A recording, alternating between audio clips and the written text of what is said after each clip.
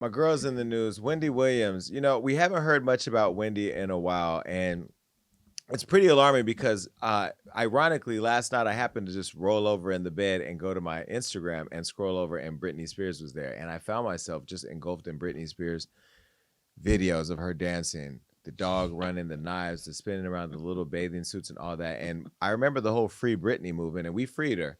And there are times where we go and look at that Instagram and go, maybe we should put her back wherever she was at, because we don't really know what we don't know at the time when Britney was under care. We just knew that we couldn't get to her. Like right now, we know we can't get to Wendy.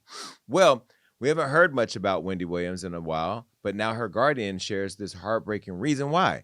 Now, according to court documents obtained by the son, Wendy, who was diagnosed with primary progressive aphasia and frontal temporal dementia last year, is now permanently incapacitated.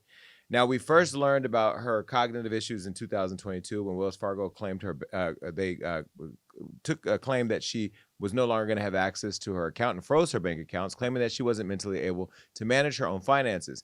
Then Wendy's health allegedly, I'm going to just say it in Allegedly. her voice, took a nosedive, and things got complicated, leading to a court appointing Sabrina Morrissey as Wendy's guardian, and the legendary host being pulled from family and shipped off to a wellness facility, and none of us have been able to see her. Now, those of you that know my relationship with Wendy, you know that I would go to her home. She would come out here. We'd go on yachts together. We were friends and friendly and talked almost every other day, went on her show regularly. And then all of a sudden, out the blue, she was gone. So it's been a very weird experience for people like me who were close to her, because we really don't understand. And then when we talk to the family, because I do have access to them, they then can't talk about anything because of legal reasons. So I don't really know what's going on, but they were saying that during Wendy's treatment, you remember Lifetime had released "Where Is the Wendy Williams" documentary, and this was a documentary that sparked more questions and concerns over her well-being because we were able to see her in her home. Now, I know Wendy; she did not like cameras in her home. She did not like people that intimately involved in her life. We saw her son, we saw Trav, her nephew, we saw Alex, her niece, we saw Black China. We were able to peek a little bit more into Wendy's life. We saw her without her wig, which Wendy don't take her wig off like that for people to see. So it was really interesting watching that the publicist that wanted to drive her to the Oscars, she was going to take Wendy to the Oscars. Wendy don't even care to be in the Oscars like that. Well, Wendy's guardian, Sabrina, filed a restraining order to stop the documentary before it had come out, but that failed. So after it aired, she sued Lifetime, claiming that they humiliated and exploited Wendy. Well, in new court documents against Lifetime, Sabrina now describes Wendy as an acclaimed entertainer who tragically has been afflicted by early onset dementia and, as a result, has become cognitively impaired and permanently incapacitated. As Sabrina accuses Lifetime of taking advantage of Wendy, Lifetime and A&E, along with Entertainment One and Creature Films, claim Sabrina was the one mistreating her. Let me show you this photo. Here she said, the guardianship isolated Wendy from her family, left her largely alone and unattended in her apartment, exacerbated her self-destructive behavior and mental decline, and failed to prevent her use and or abuse of alcohol. Thus, it appears that Morrissey is misusing her position as a guardian of Wendy to silence criticism of her controversial and failed administration of Wendy's guardianship. Wendy's own family members also saw the documentary before it aired in early February 2024. They approved its content and supported its release, and several gave press interviews to promote it. Well, listen, that is true. And listen, I was around when I saw Wendy in her private moments. What I will say is Wendy didn't do drugs, but Wendy did drink a lot. And if there were people there to care for her or that were supposed to care for her, like Sabrina or whoever, they were not there to do it. Because I remember many times that I was over at the house and Wendy would drink a bottle by herself.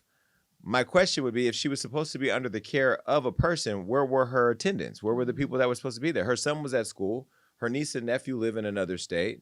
They don't live there. She didn't have her husband. She wasn't in a relationship. She had no family there. So everybody knew Wendy was alone in her apartment. And I know that she had friends like me and other people around her when we could be.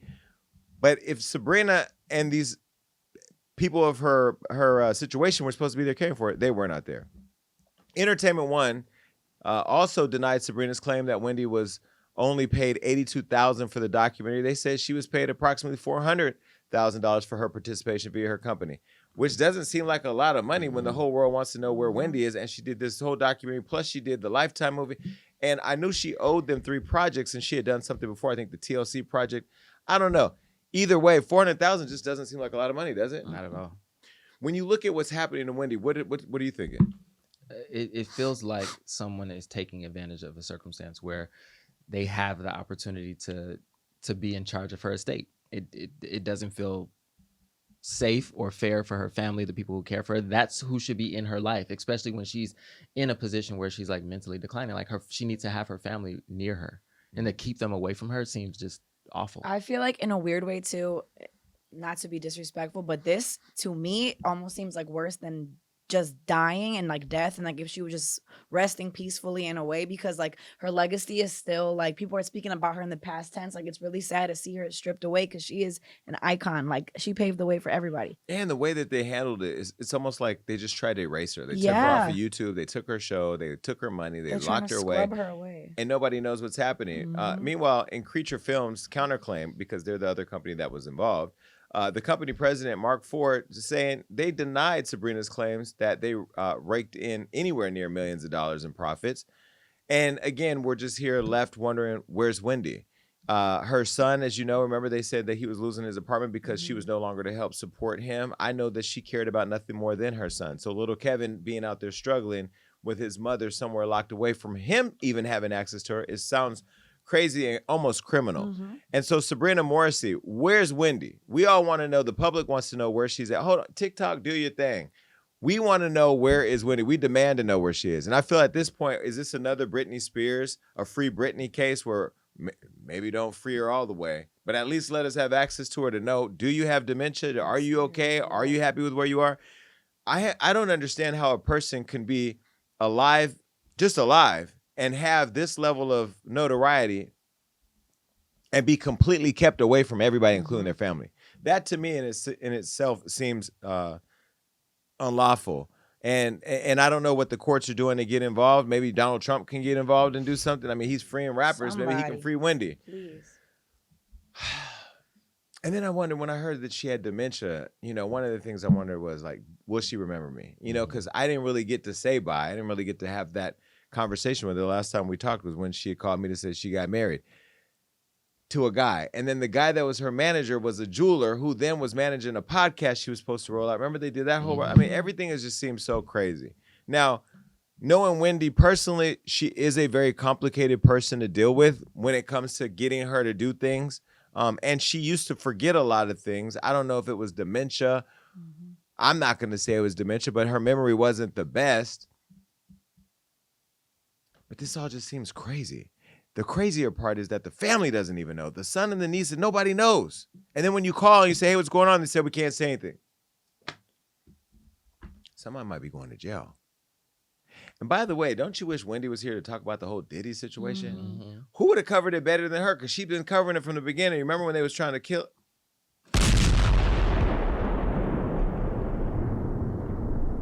Remember when the goons was going in, trying to get Miss Wendy coming out of Hot 97 back in the day when she was talking about the gay rapper? Well, she was talking about Diddy. Well, allegedly. Oh, her voice.